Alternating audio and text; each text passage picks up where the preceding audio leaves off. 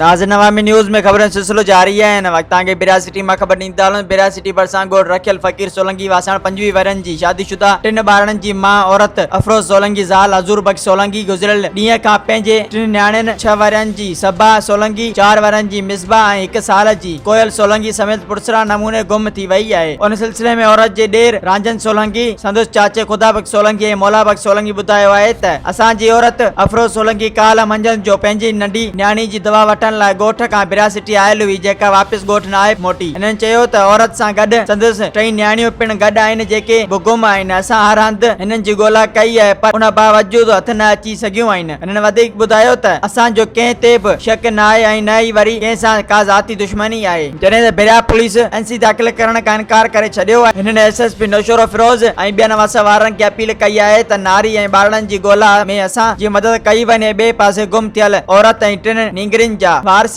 बिरा सिटी थाणे ते रिपोर्ट दाख़िल कराइण जे लाइ पहुता त पुलिस नौशरो फिरोज जी हद जो तकरार ॼाणाए कंहिं बिरा थाणे ते एनसी दाख़िल न कई ऐं कंहिं नौशरो फिरोज थाणे ते वञण जो चई मोटाए छॾियो। मज़ीद खबरों और तफसीलात के लिए विजिट करें हमारी वेबसाइट www.awamiNewsHD.com।